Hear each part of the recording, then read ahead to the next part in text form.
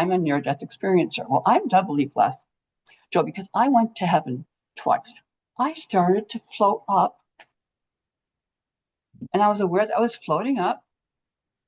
Oh, this is interesting. Oh, there's the hospital. Oh, there's the Hudson River. There's my house. Look at my house, like a Cessna airplane level. There's my house. This is fun. Like, I love to fly.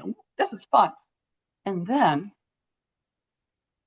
all of a sudden, I started to go faster, higher.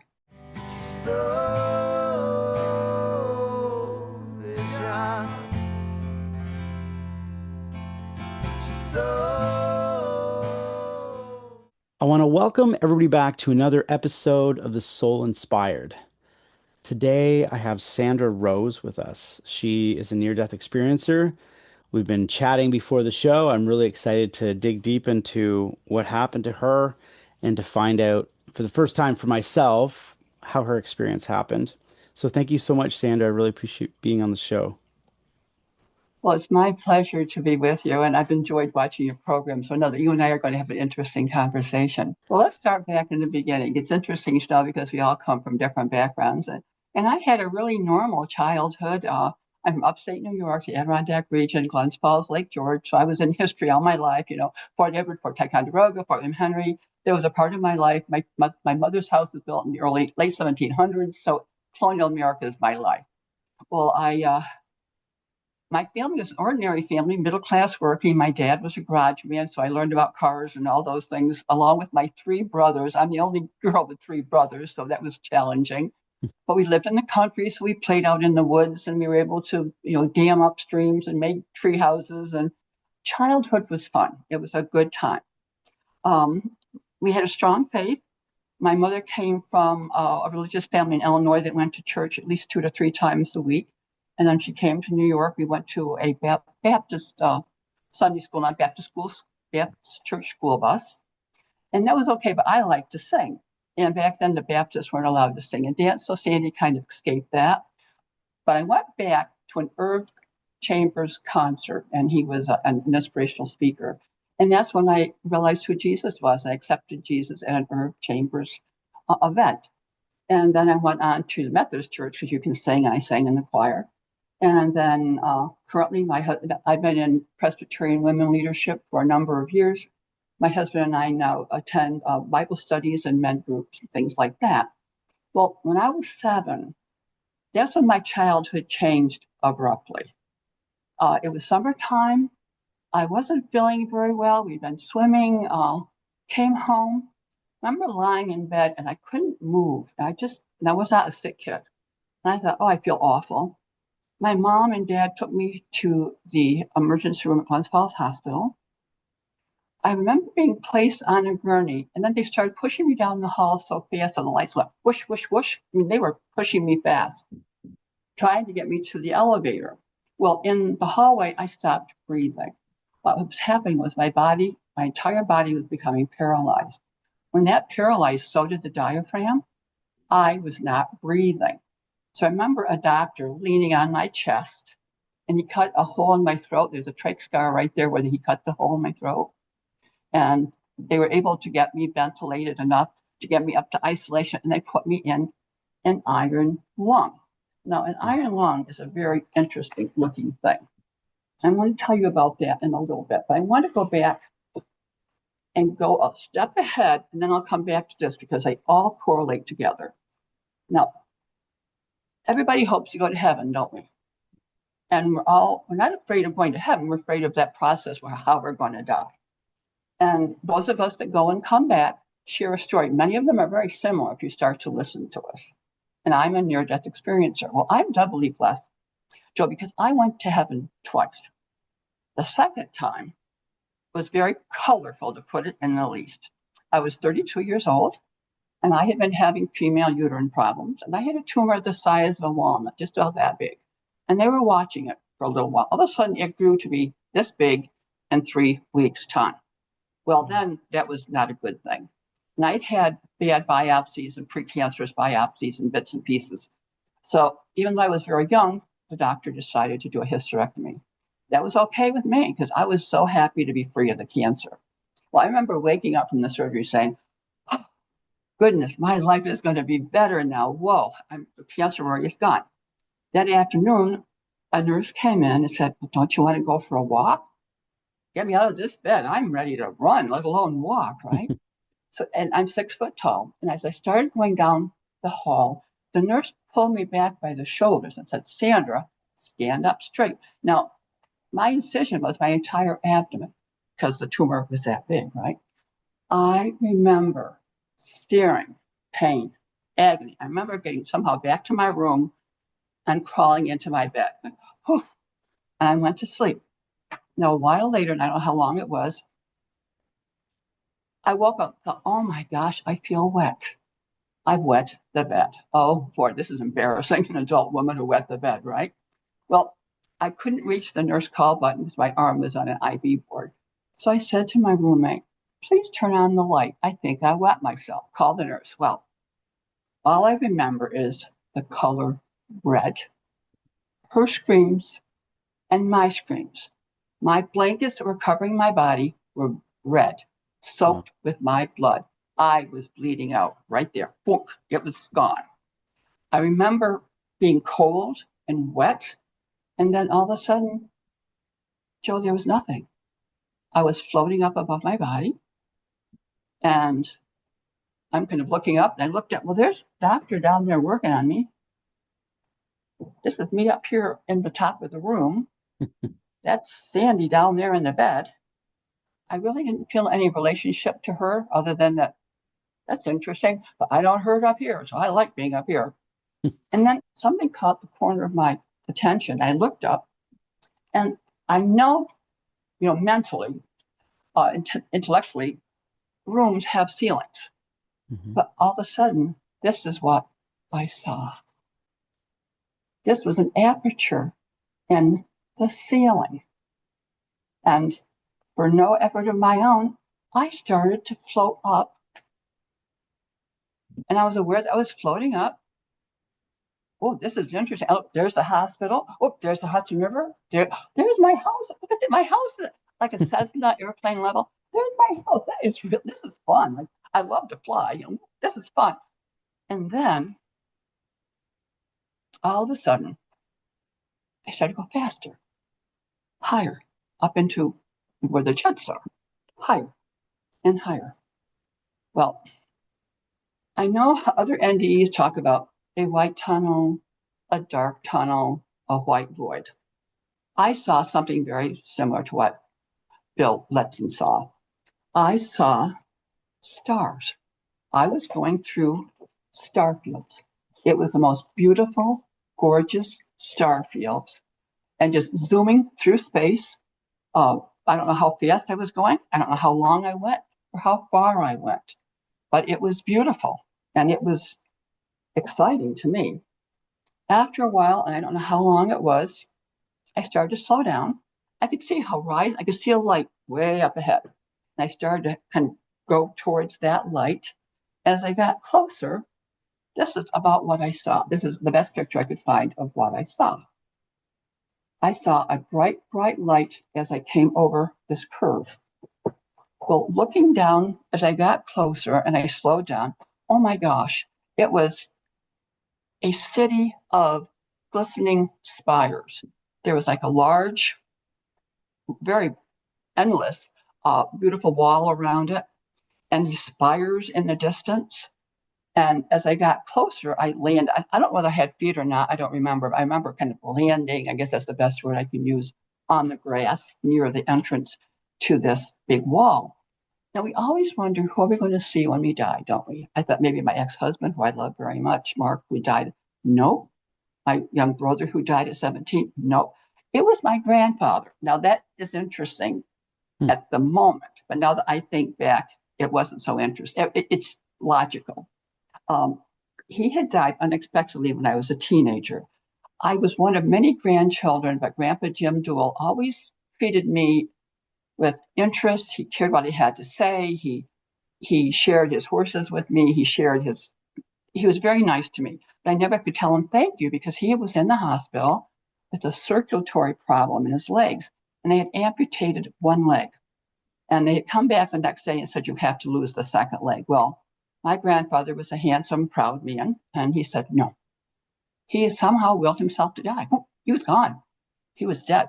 I never had a chance to say goodbye to him. And I always felt badly, but then I went on with my life.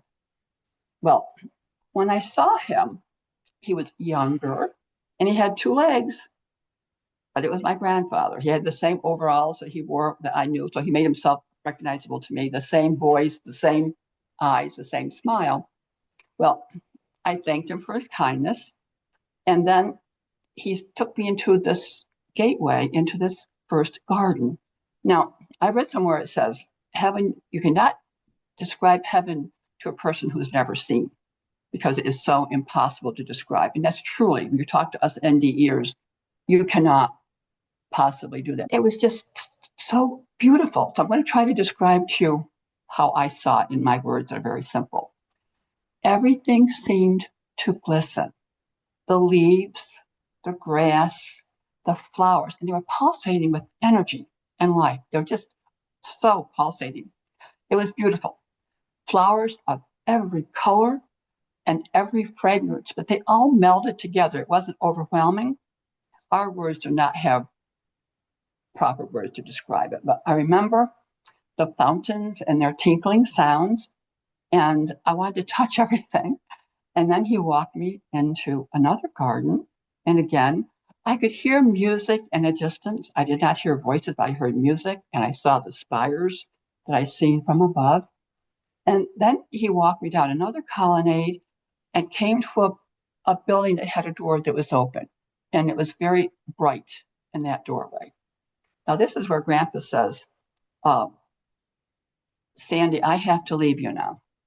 You have to go in alone. Well, no, no, no, no, no. I didn't want to go in there. No, no, no, no, no. I kind of peeked at it. No, no, no, no. I like being in heaven. I felt good with Grandpa. No, no, no, no. Well, he kind of shoved me in. I kind of stepped inside. I go, oh, what is this place? And it was so full of light and it was so full of energy. It was just pulsating with energy, this room of light. Well, I remember hearing a word, don't be afraid. Well, I was afraid. Come here. And then I really didn't go up there at first. And then I remember he said, Sandra, don't be afraid. Come in. Now, before I go any further and tell you what I saw in there, I'm going to rewind again for a minute to help put this all together about making sense. Remember, I told you that I was a little girl with polio? Mm-hmm. Well, when I was in 53, when I had that polio epidemic going across America, 1,800 people died. And back, I'm going to be 80 years old. So people in my age group, many of them had atrophied legs and limbs and had little braces all their lives. Well, I was one of those kids that had polio. It's called infantile paralysis at the time.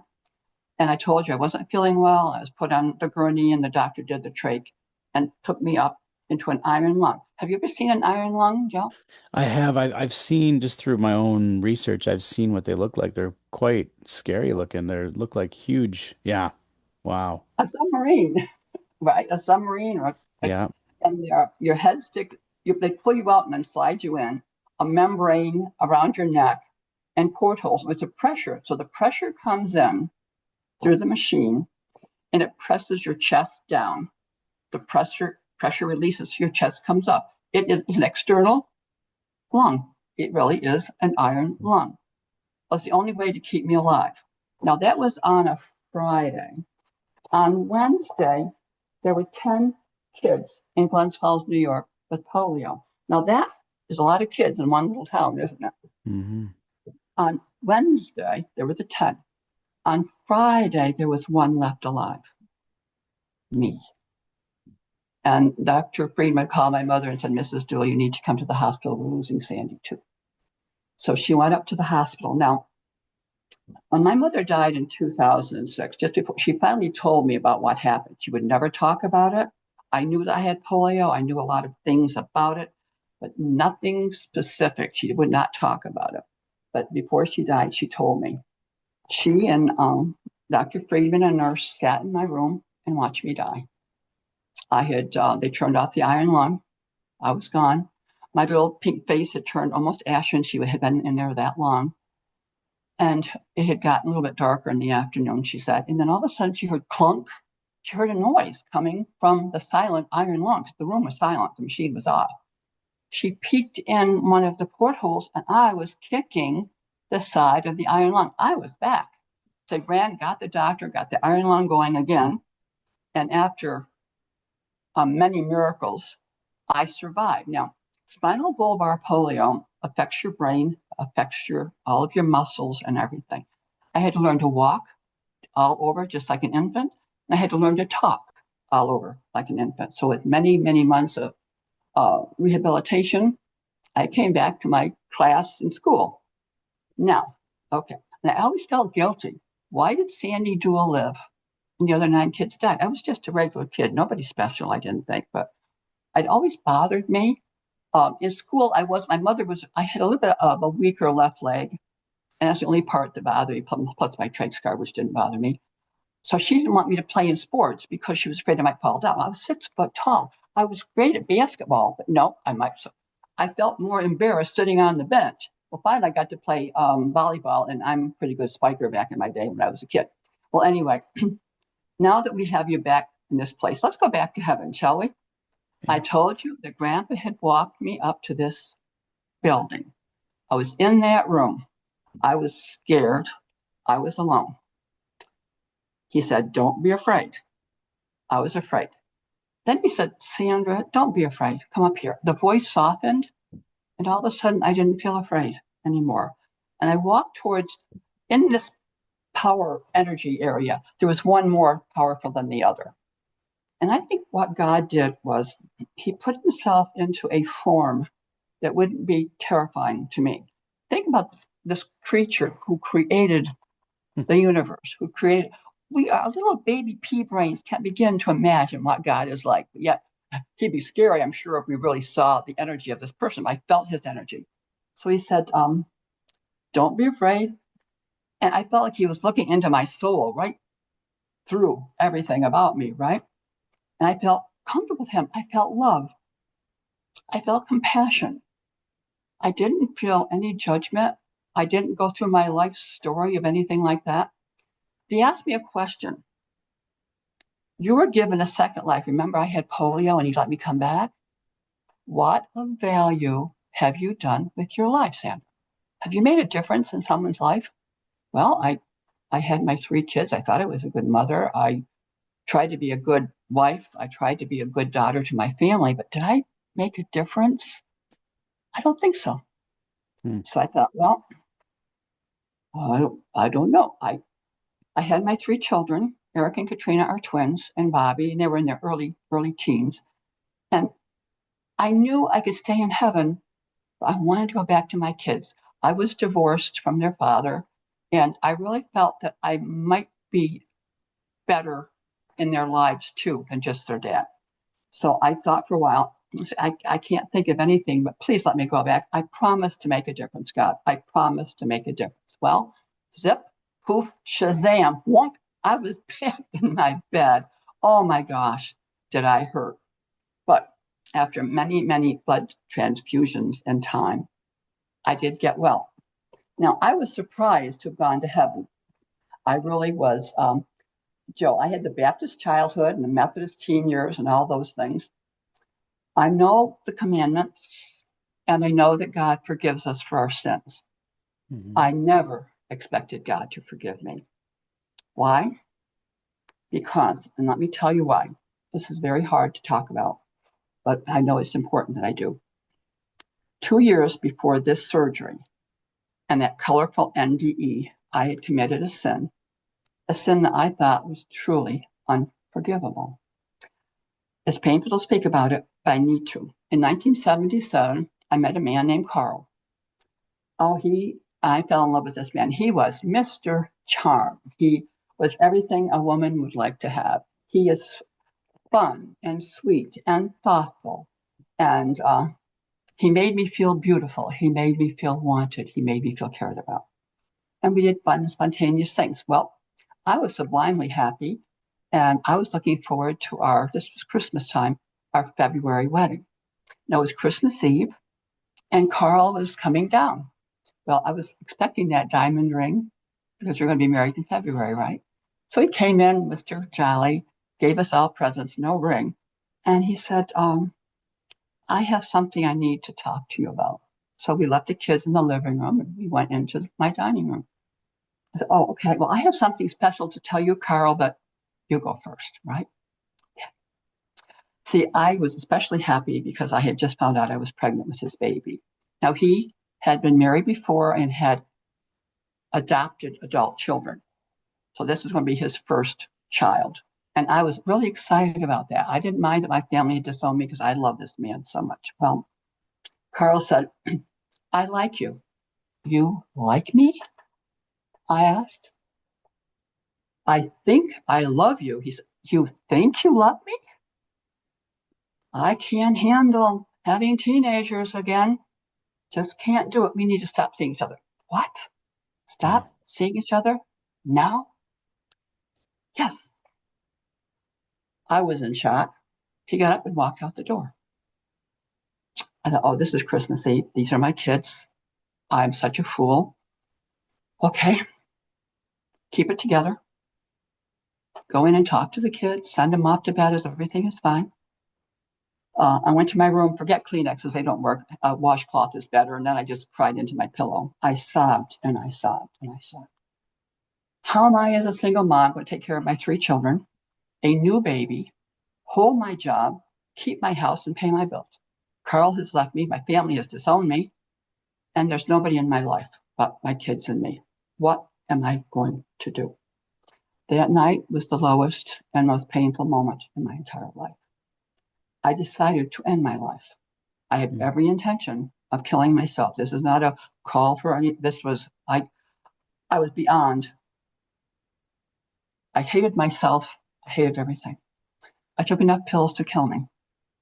Christmas morning, I woke up.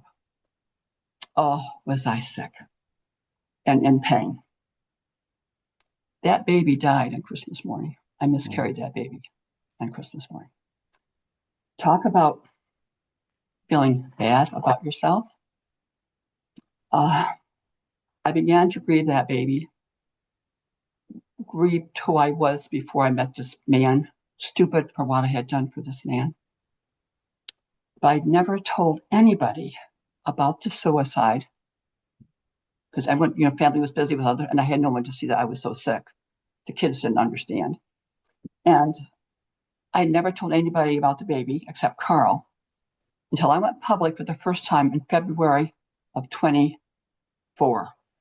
This is that new.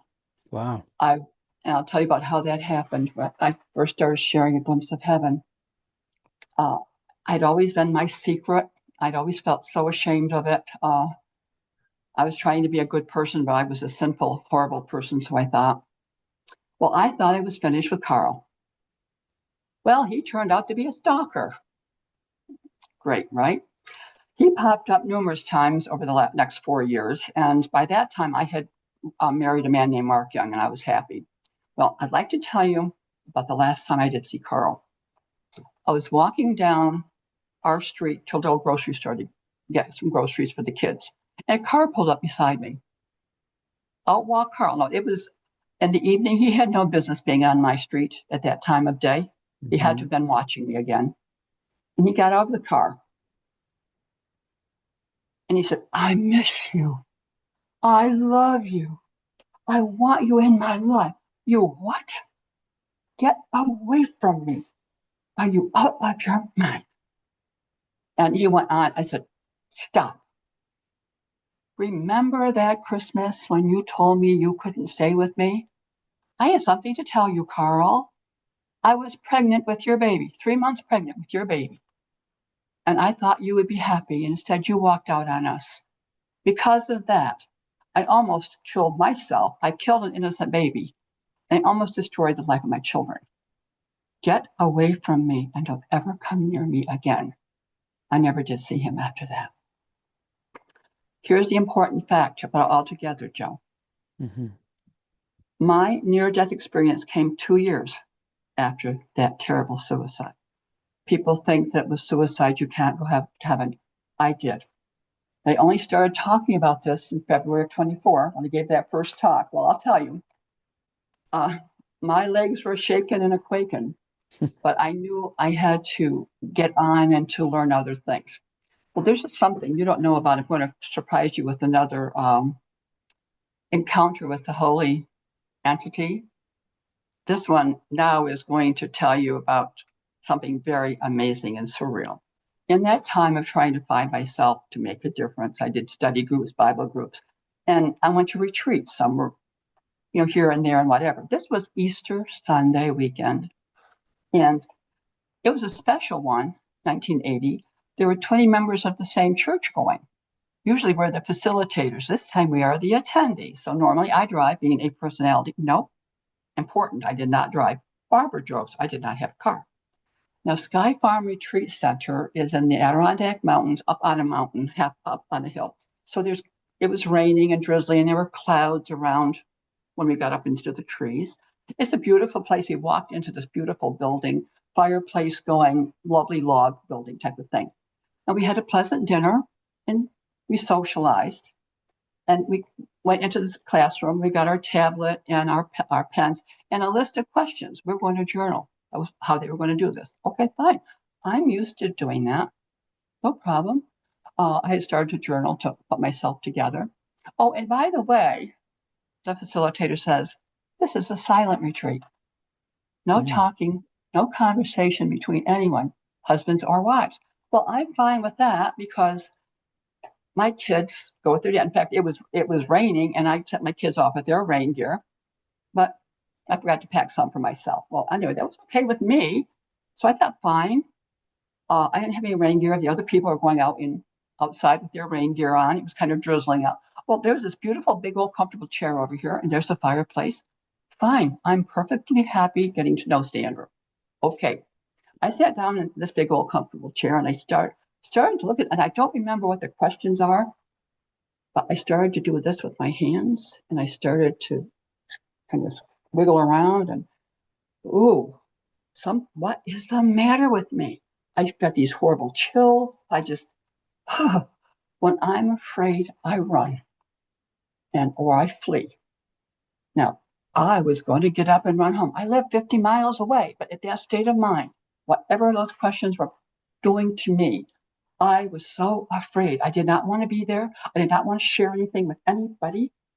Well, I stood up and I went out through the double doors. One, crashing out through the double doors, out into the trees, into the rain. Crazy lady is gone berserk, right? Well, oh gosh. Then I stopped, and there are my friends watching me and stunned. What are you doing, Sandy? What's the matter with you? Oh dear, this isn't good. This isn't good. And I just didn't know anymore what to do. So I remember kind of leaning up against a tree, and I reached up in ahead and I closed my eyes and I said, Dear God, why am I here? What do you want from me? What? What? Whoops. I opened my eyes. I wasn't getting rained on, Joe. I was enveloped in a white column of light. It felt like a big, white, fluffy fleece blanket. I felt so loved and just so enraptured by this feeling. And it's like, oh, I felt so good. And then he heard the words, Sandra, don't be afraid. It's okay this time. This is where you are meant to be. This is where you're meant to be. This is the beginning. I opened my eyes. I looked around, and my friends were still over there getting rained on. And I was standing here, not getting rained on, feeling so loved. So I walked back into the building. I didn't get rained on. Well, remember, silent retreat until 8 o'clock the next morning. So I climbed into my bed, and did I ever have a good night's rest? I woke up in the morning thinking, oh my gosh, that had to have been a dream. There's no way Sandra would have something like this happen to her. I'm just an everyday person, right? So all the other people were kind of like, they jumped on me. What was that? What happened? What happened? I didn't say a word. I listened to them react. I go, what did you see? So I go to our pastor. I go, Clayton, because I figured he'd tell the truth, right? What did you see? He said, Sandy, you were in a white column of light.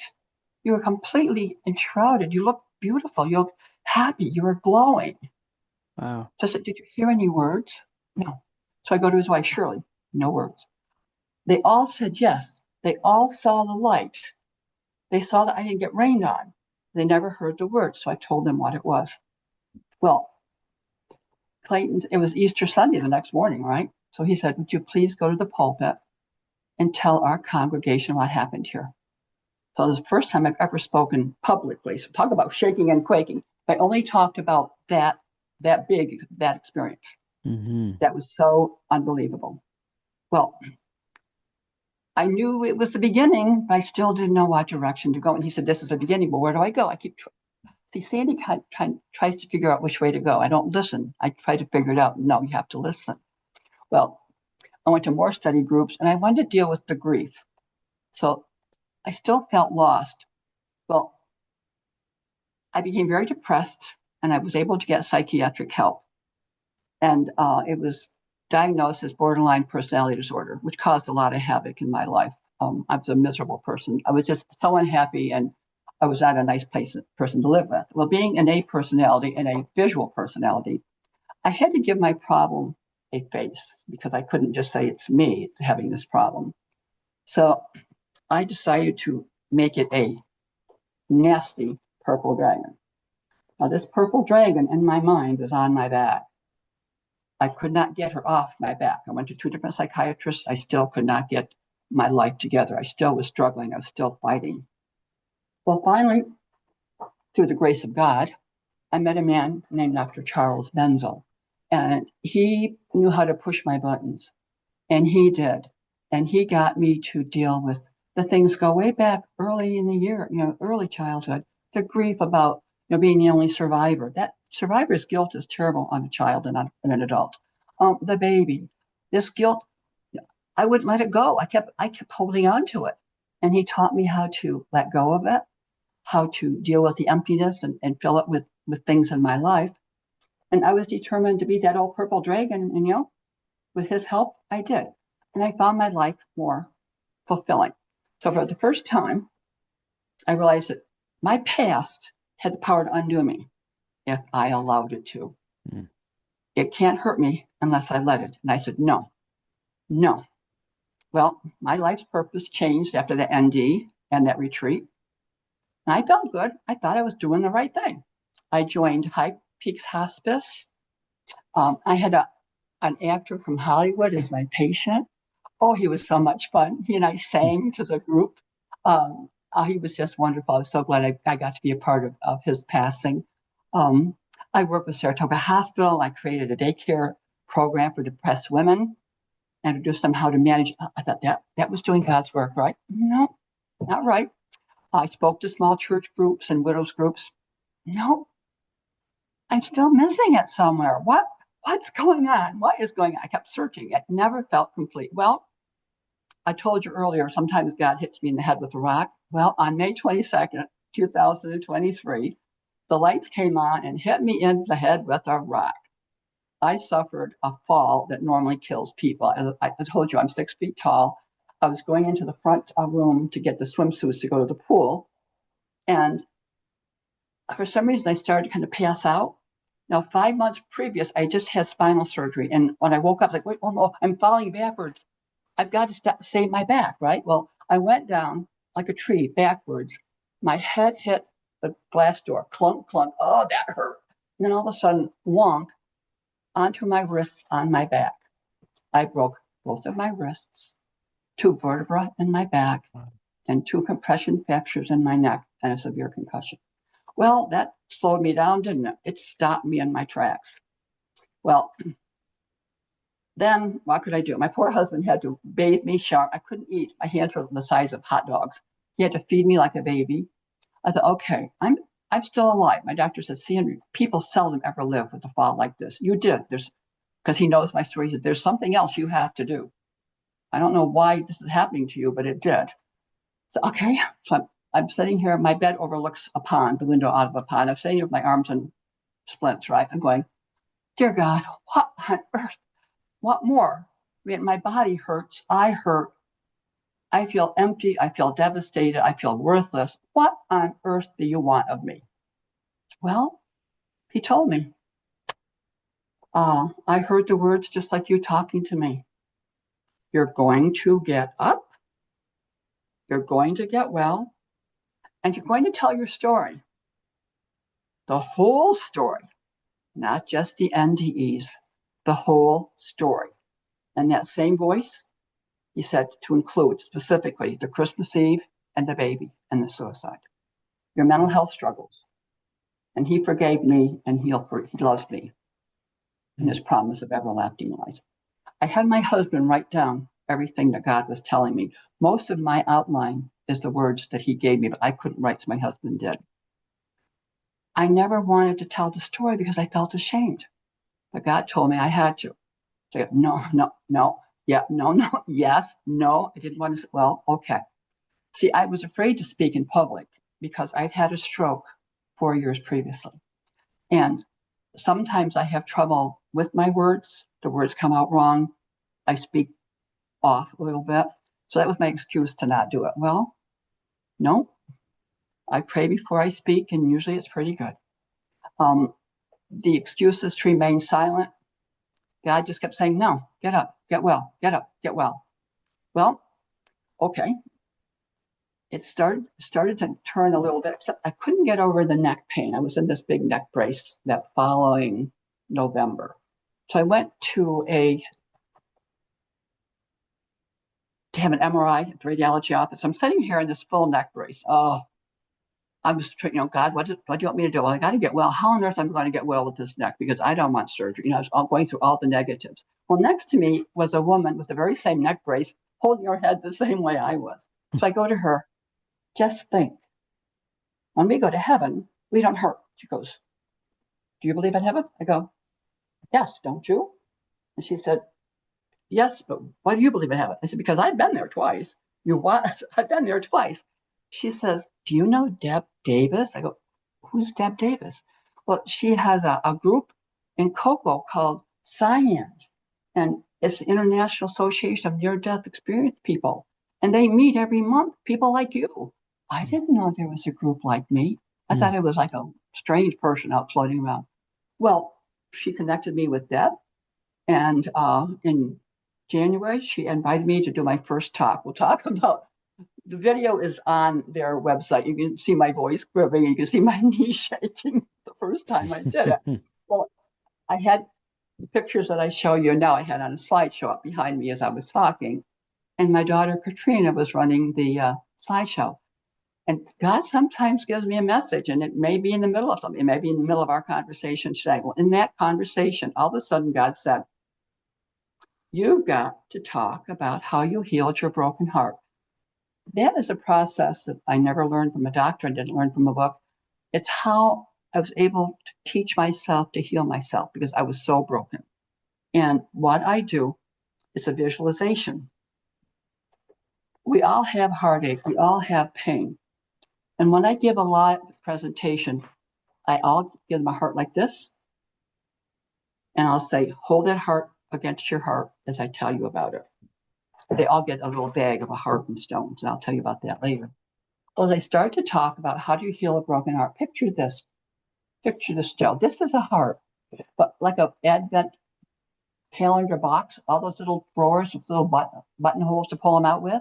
Mm-hmm. Well, think of your heart as having all these hurts. These are big hurts. These are little hurts. You can't deal with all the hurt at one time. It's overwhelming, right? So you start with a little hurt. So you open that little door and you take out the hurt and you look at him. Okay, is that Aunt Bessie was mean to me? Why? Well, maybe Aunt Bessie's getting old. Maybe she's not so bad after all. But it hurt my feelings. Well, I still love Aunt Bessie. So kind of throw that part away, put in some light and a good thought into that little, and close the door. Go to another one. Now, don't rush it. Don't push it. Don't judge yourself.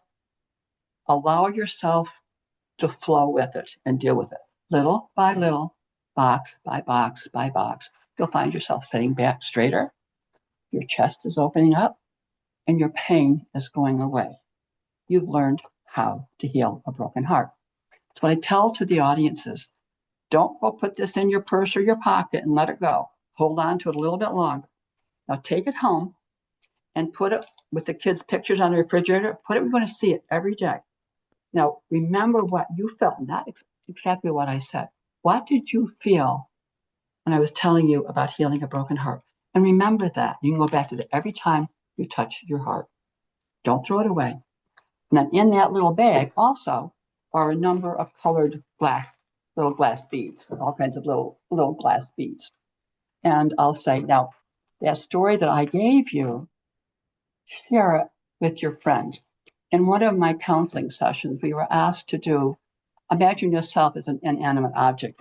Well, okay. I was getting to have a better attitude. I'm a Tiffany lamp. I'm not going to be a Walmart special. I'm a Tiffany lamp, right? So picture Tiffany lamp, all the beautiful color that's smashed and broken. Now you can never put that lamp back together again because that glass is broken. That's gone. But you can make a new lamp. Well, why would you want to make a new lamp? What does a lamp do? A lamp shines down right here. That's all. It doesn't go out that way. It goes down. But if you take all of my little stones and you share what you've learned from me, and you pass those little stones out to all of your friends, I'm going around the world in little stones. So I'm going on. I'm doing my lesson. I'm teaching people. And it's kind of a fun little thing, but yet there's a lot of meaning to it for the people that do it. And the comments that I get from the people, especially with how to heal a broken heart, it's so. At first, I was afraid to do this. I mean, no one wants. People think we're nuts. That's why you don't talk about it. Well, you went to heaven, right? Haha, crazy ladies. People really think we're crazy when we first start talking, and as other people say, 20 years ago, you didn't talk about this. Now it's more open because it's more visual with videos and everything. But you have a right to be happy. People don't realize you have a right to be happy. You have a right to make yourself happy. Enjoy life here on earth while you're here, and make the best of it. But remember, later on, there's something a whole lot better. Well, remember, we are promised life, and then people say, well, you don't talk about the Bible enough. Well, this is not a sermon. This is me telling my story. But yes, in John 3:16, God does say, for God so loved the world, he gave his only son so that we can have everlasting life. Obviously, God's in my life, or I would never have gotten to this point. So I get negatives, but they're okay. I'm not afraid of negatives. Well, we've been given that gift. This gift is life. Now, life is precious. So I say to people, don't waste it. Don't, well, I'm going to die someday. You are, but today is important. I may not be here tomorrow. If you know someone and you want to tell them you love them, tell them now. Don't wait till tomorrow. They might not be here. Do it now. Now, people come back and you've asked them, have you changed anything? Are you different? Watches, I have a different, apparently, vibration or energy because watches do not survive on my wrist. There's something about me. I kill watches. That's okay. Yeah. I'm more intuitive. I can find lost things. I'm going to tell you about one of those. It's kind of fun. And I've helped 6 people transition. I've actually helped them go from this life to the next. And I'd like to tell you about that.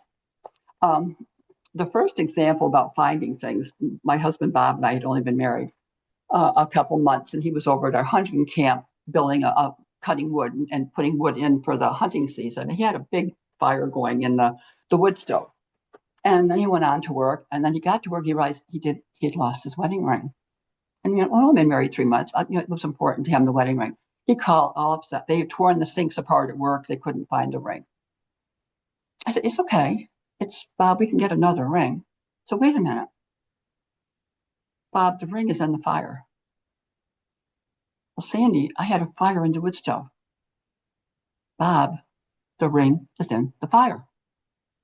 Okay, all right, sure. She's flipped her lid, right? He goes over the next day to the camp, pulls out the ash tray underneath the big wood stove. Look what he found. That is a gold and platinum wedding ring. It was under severe heat in ashes, and it didn't even get warped. Wow. There's a miracle. So now, here's another kind of fun one. I was in upstate New York. My friends were going to meet me at the Syracuse Fair. Now, the Syracuse Fair is a huge fair, right? How am I going to meet you? I go, don't worry, I'll find you. Now, how many thousands of people were there, do you figure? I pulled in, I parked my car, I went into the entrance. I went right, I went left, nope, wrong way, I went right. I found them. I found them within a half an hour. Wow. I felt right to them. Whoop, so that one left turn was wrong. That's kind of woo, right? But it happened. Katrina, my daughter Katrina, had come home from the beach and she was all upset. She couldn't find the house keys. Oh, I think I lost them at the beach. And I said, no, they're not at the beach. They're on your car. They're in your car. They're on your car. They're not at the beach. They're not in sand. Well, where do you think they were? On the top of her car. Her husband had dropped them on the top of the car when he got in the car. Mm-hmm. Wow. So then That's funny. a couple of weeks ago, Katrina goes, Mom, I go, what have you lost this time? I can't find my credit card. Okay. Did you buy groceries?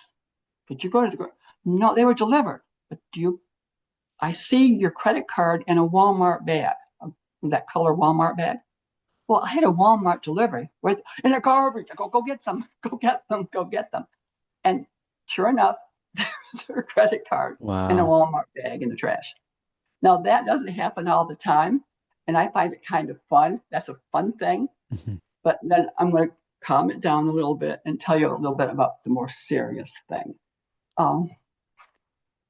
I try to tell when I help people, I tell their family, remember, they can hear you. The last thing we lose is our hearing. And even though the person may seem to be in a coma, they can hear everything that you say. And I helped my sister-in-law with her dad when he died. And they were like hours. He was close to death and he had been silent for maybe a week. And it was my turn to take that little mint sponge thing on a stick and dip it in water and just, put it on his mouth. Oh, they taste awful. So I go up to Charles. I go, Charles, I'm so sorry. Wouldn't you rather have an orange popsicle? He goes, uh-huh. I told you he can hear you. He said, uh-huh. He responded, uh-huh. That was a word, uh-huh. He was Wow. listening. He can hear you. And then he passed. So a few years later, 4 years later, Diane's mom was I knew that she had been sick. I visited her in the nursing home. And I worked for a large senior community in upstate New York. And the boss has meetings in Burlington, Vermont. So I checked with Diane. I said, well, how's Caroline? Is she okay? Oh, she's doing better today. She said, go ahead. You can go for the weekend. Don't worry. We'll be fine. Okay, fine. I went up. We had our meeting, came down, came out for the meeting. And usually he likes to take us to a really nice restaurant in Burlington. And it's a nice social thing. As soon as I got out of the meeting, I said to my husband, we have to go now. Get in the car now. Just go now. I had the urgency, the feeling. It was like a 3-hour drive to get to where we had to get to the nursing home, the hospital rather. And I got a call from Diane halfway. Where are you? I said, we're on our way. I knew, I could feel her. I could tell it. I knew. We got to the hospital. I walked in. There was Caroline in a fetal position in bed. There's Diane, my brother's over here, and there's the hospice nurse. And, I could hear her. She said, no. The nurse could communicate with me. No. I go, okay. I go over to her. I said, there's something wrong here. She's agitated, and she had calmed down when I came into the room. She had come much calmer and she relaxed. And then when Bob walked in, my husband walked in too, and the men came over near her, she got agitated. I said, I don't think she wants the men here. I think she wants to be with just the ladies. I don't think she wants the men here. So I said, fellas, step outside. As soon as I stepped outside, she calmed right down. Now it was, there are stages of death, and she had all of them. And she was laying all curled up. So I went over to her and I talked to her and tried to comfort her a little bit. And I put her in the crook of my arm, kind of leaned up against her and put her in the crook of my arm. So my arm was behind her. I reached over to pull my sister-in-law to make a circle around her mother. And I said, Diane, you need to let her go. She's struggling. She's staying here for you. You have to let her go. And you need to tell her, I can't. I said, Diane, she needs to hear your voice. And she was struggling. This poor woman needed to go. She was struggling to breathe. So I said, now, Caroline, you know who I am. I'm Sandy. I'm Doug's sister. We love Diane. Now, Charles is waiting for you for 4 years. Let me tell you what's going to happen. You're going to rise up out of your body. You're going to rise up through the building. You're going to go into the stars. You're going to see Charles. He's waiting for you. She calmed down. She was in my arm. I was watching the pulse very slowly. Mm. One breath, one more breath. She opened her eyes and gave me the most beautiful smile. She was gone. Praise God. Wow. That That's happens. beautiful. She was afraid to give her that closure. That is an honor to be given that privilege because that's not something I take lightly. Um, People are, I don't seek them necessarily. They get to me one way or the other. God brings them to me when it's time to do that. Mm. Um, what else can I tell you? People do want to know about their being life after life, and that's what I try to do. Do you have any questions for me or anything you need me to clarify for you? Oh, I have lots of questions. Okay, well, let me answer a So, couple.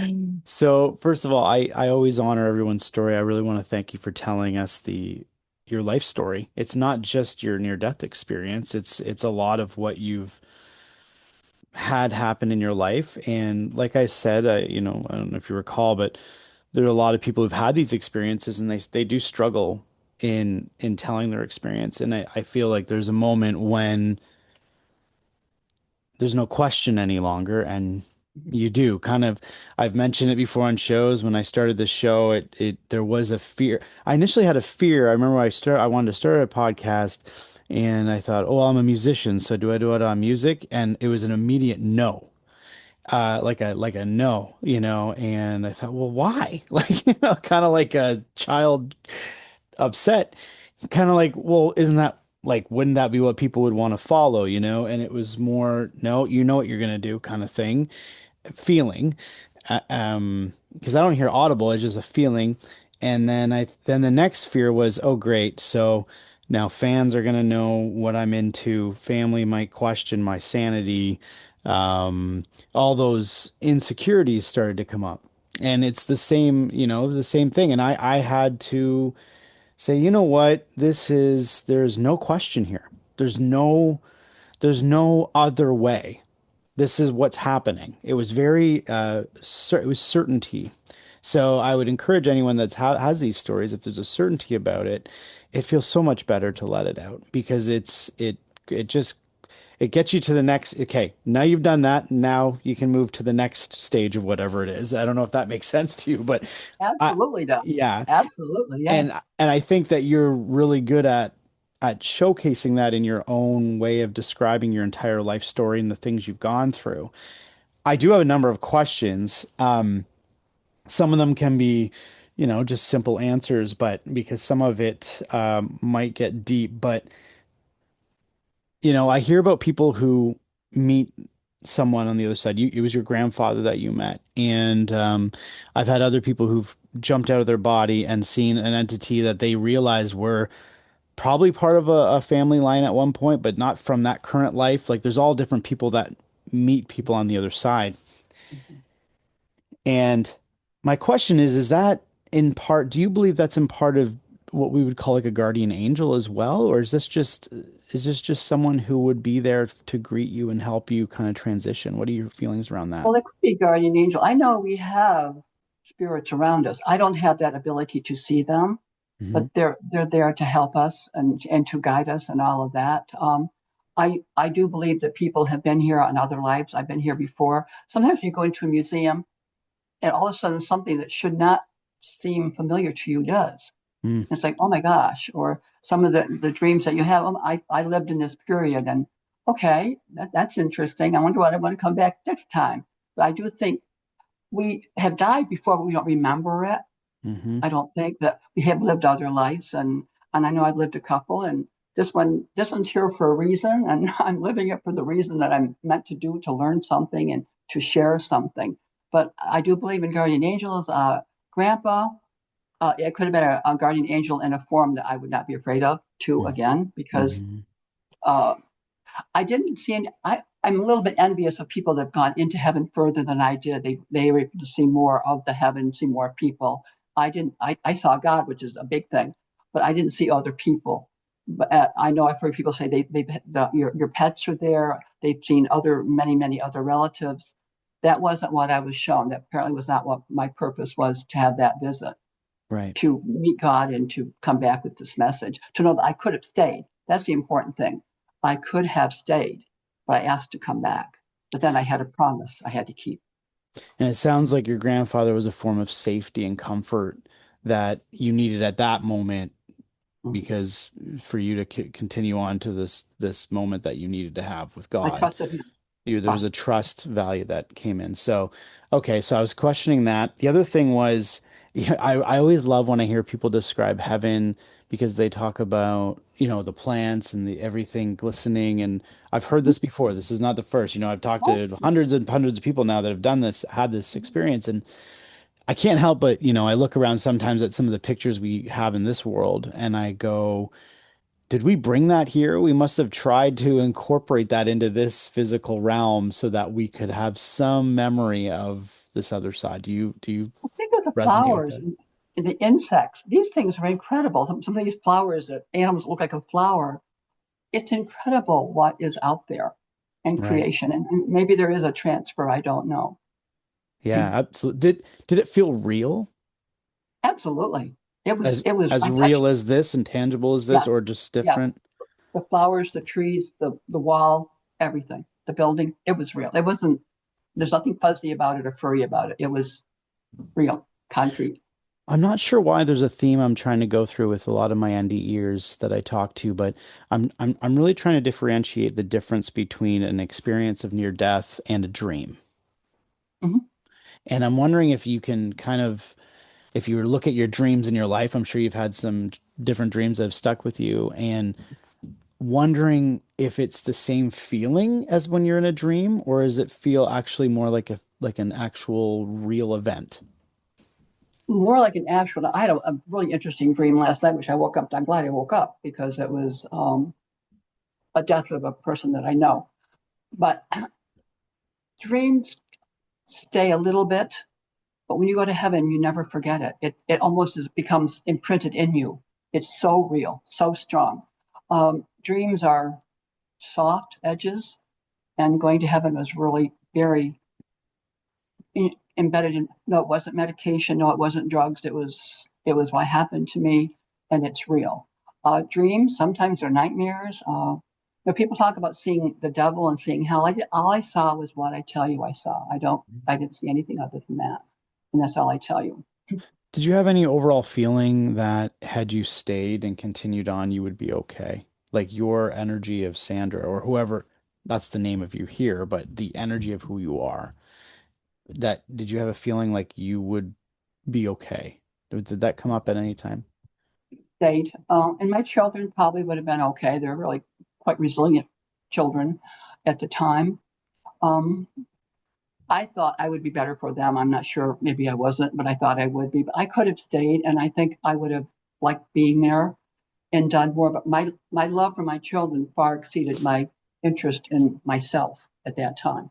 That I felt that just my personality and my thought process would be a little better influence on them as adults. And I think now that I look back, these years, I've been, now that they know the truth, it's Hmm. amazing how once I had to tell them, 2 years ago what I was going to say and do, they were a little shocked.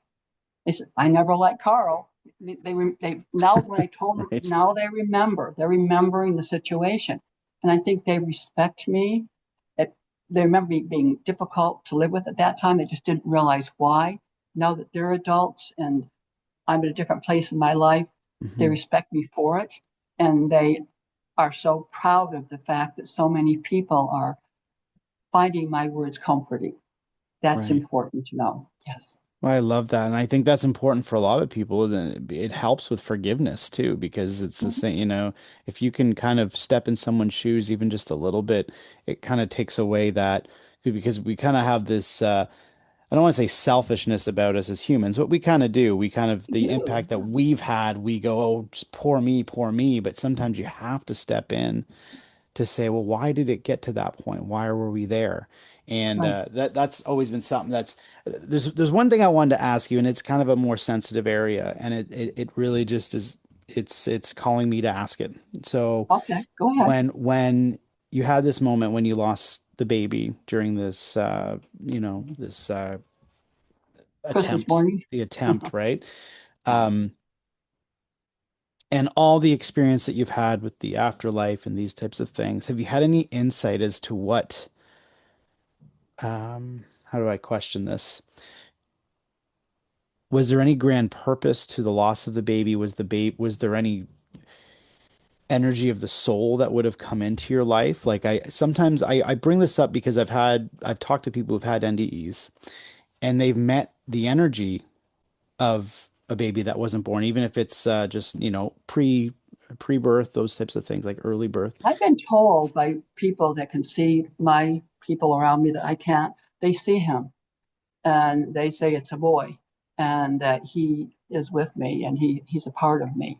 And I've always felt that that baby didn't hold me responsible. Yet somehow I didn't feel, I felt guilty for my shame and I felt badly for the baby. But the baby, I'm sure, went on into something else. Hmm. And if he's the boy that, and it's not the first, not only one person has told me they've seen the boy, that I'd had a miscarriage in my marriage before of a girl. But when they tell me it's a boy, and it makes sense that that would be the connection because I wanted that baby, I loved that baby, and I couldn't deal with it. So he probably is a core of some of what I really am still today. I would also think that it was part of your life experience is things start to get, when you look back at things that were what we would consider a negative at a time or something that was terrible that happened, it shapes the development of who you become, right? And so the things that you then proceeded to go through may have happened because of some of that, right? Because so there's maybe some grander purpose, as hard as that is to understand, it can sometimes make more sense of things. That's the way I look at things. So somebody will tell me this horrific experience they've had, and then they'll tell me their other experience. I'll say, but yeah, if that horrific experience didn't happen though, that wouldn't I have wouldn't be happened. who I am. No, I wouldn't. I would not be here today telling you this story because it was that major crisis in my life that Hmm. made me stand up and be alone. I didn't have a husband. I was totally alone. Was a dual girl, so I had my parents. I was married at 18. I had a very controlling husband, a bad marriage, got a divorce, fell in love with this bad person, and then now all of a sudden here I am, totally void. I'm a canvas with nothing. I had no idea who I was, what I was, and had this not happened, I never would have gone to the steps that I've done, and really allowed my heart to open up. I'm far more compassionate too for what I've been through and far more understanding to other people. But had I not been this, I would not be doing what I'm doing today, or I wouldn't be as loving or as caring as I am today. Hmm. One of Mm. your one of the experiences that I thought was, I mean, I always find the NDE experiences really fascinating, but I also find fascinating when people have experiences that are not from a death experience itself. So the experience that you had when you were out in nature and had The this cloud.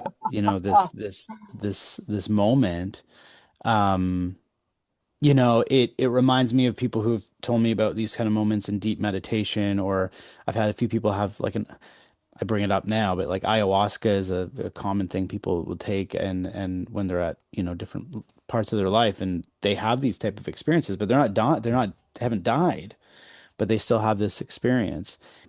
What's incredible about it is that others witnessed the event. Witnessing. It was not a dream. It was witnessed. Yes, because I would Hmm. have thought it was a dream Hmm. if it had not been witnessed. It was just too incredible. I really appreciate your story. It's a beautiful story. And I also get a lot of these people who see as they're leaving their body, they see below them and above them. Mhm. And it truly sounds like you were actually going through the physical realm here out of your body. You were moving into whatever was coming next, but no tunnel, right? No, it was stars, wide open stars, no tunnel at all, just space, endless space, and just going through. It was just Starfield, no tunnel at all. There was no enclosure, no, wide open. Wow. And I don't know how fast I was going, but it was, I tried to, how do you how do you tell someone? Remember the old movie, TV show Star Trek? And they Mm. would talk about the Starship Enterprise going through warp speed. That's how I felt like I was going. You see all those stars and going through it. That's how fast it was. It Wow. was like that. It was, and the stars, and this is all, you're not supposed to be able to see color. I saw stars. It was beautiful. Did you have I any don't know. worry? Did you have any worry about leaving Sandra back there at all, or were you just on a mission? You were I had just, once I was out of the body, I didn't really care about what was down there at all. I know that was me, but that person down there was hurting and bleeding, and no, I completely disconnected with the woman in the bed. I was wow. excited. I was flying. I love stars. I love astronomy. It was so exciting. Everything about this thing was exciting and colorful, and I just felt tingly and alive all over. You're the first person that I've had on the show too that have had an NDE that also has incorporated this how to heal a broken heart kind of work you do. And I was kind of like, when you started talking about that, I was locked right in. I come from a background in social work before I got into teaching music and everything. And the conversations I would have with people and the life experiences people go through and some of the hardships was unbearable for me. And that's why I didn't get into the field. My heart couldn't handle coming home after hearing what people went through. And I had to come to the point that I wasn't built for that. I was maybe there for a while, but I couldn't, if I couldn't function correctly, then I'm not the right person for it. But I think the way you've expressed it in this short time that we've talked, it touches on things that, because when you have a lot of broken pieces to your heart, that can be really overwhelming. So, how do you even address them, right? And I like how you said you go to the smaller pieces first and work on Open the those. door and then Hmm. put something good inside. Don't leave it empty, but put something good inside. Put everything so you end up having all good things in the heart. Mm. But you have to put something good. But take out the bad and deal with the bad. We don't want to deal with the bad, but deal with it and let it go. But it saved my life. It really did. It saved my mental state. How do people contact you? Like, what are you doing now? Do you do any of this kind of work like individually with people or like how, I'm just curious about that part of your life right now. Well, I do things with you like you're number 14. Number Yeah, right. 14. That's great. 14. I have over almost, I hope that you're going to help me get over the 300,000 views. In only less than 2 years' time, I have thousands of likes. And then they can contact my email, sandra.rose.inspires, INSPIRES @gmail.com. I answer every email I get. I have the most fattest file of people that have contacted me saying, I was in such agony. My dad was dying. He had a stroke. I didn't think he could hear me, and I wanted to know if he heard me. And because I had told him what I know, he is so at peace, and he thanked me for that. The people that reach out and say, "My son committed suicide last month, and you give me hope that he is in heaven." The people do to reach out to me, and I would, and I if someone comments on your podcast, I will answer them. But I do welcome that. I do presentations live, as I said, my little silk bag of goodies and things like that. And um, next March, I'm going to be talking to a university group. That's different. I've never talked to a university group before, so that should be fun. Mm. I do local presentations within an hour or so of what I do. But this is just, Mm.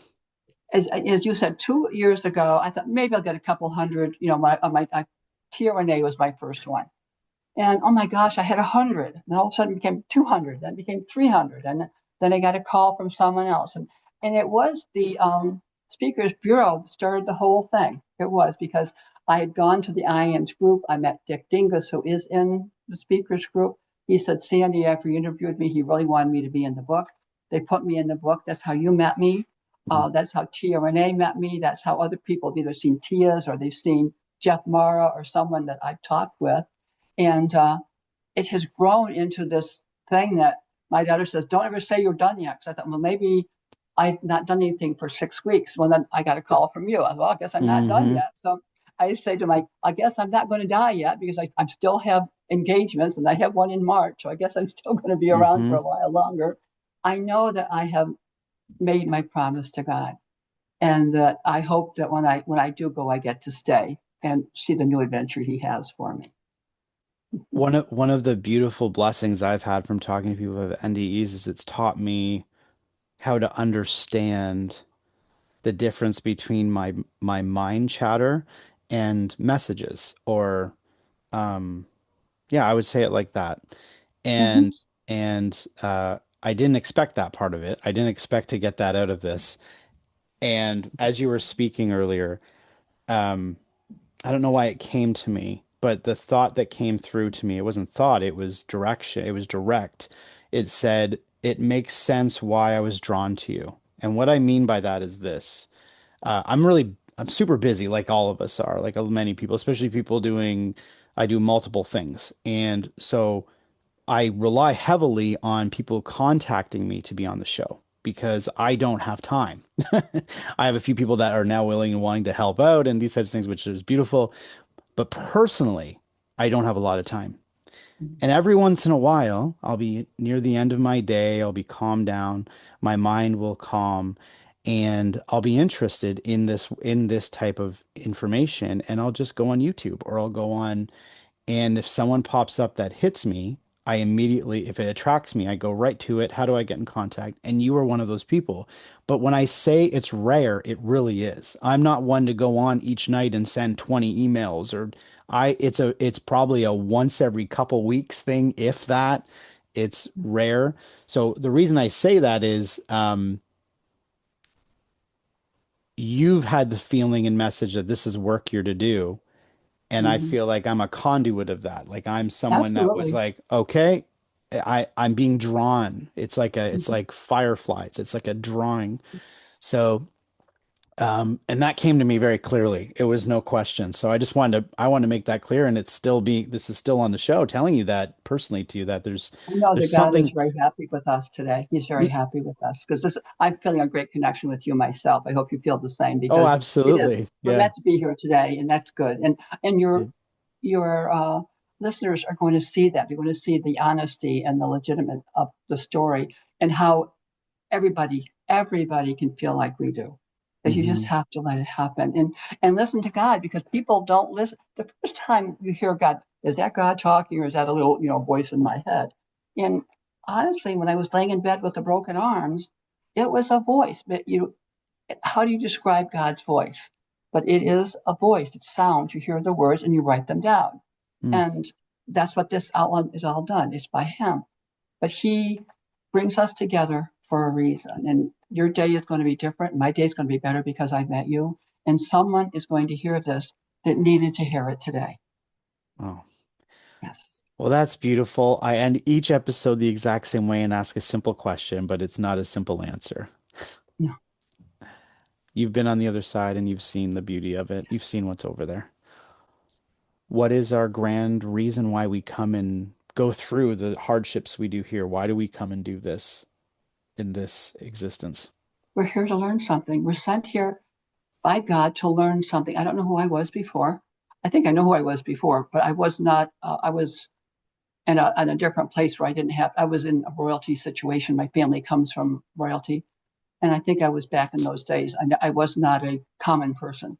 And I think he sent me back here to be a middle class, nice, hardworking person and to be in touch with people like this who really need caring, who need love, who need nurturing. And I'm here. But I think it's a lesson. It's me learning, and then it's me teaching. And then I don't know what he has planned for me next. I hope it's something interesting. We're not floating around on clouds up there doing nothing. That I'm Hmm. sure.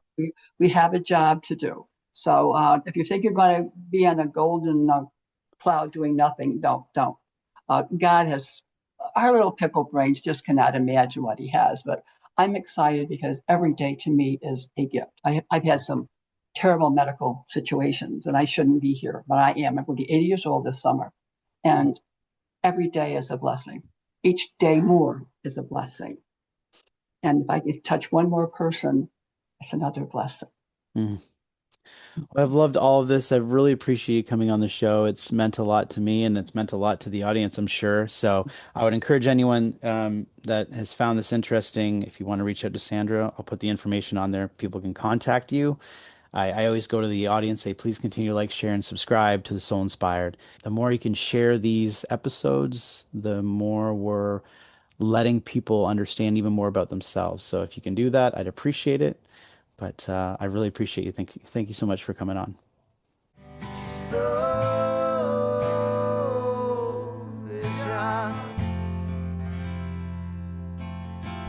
So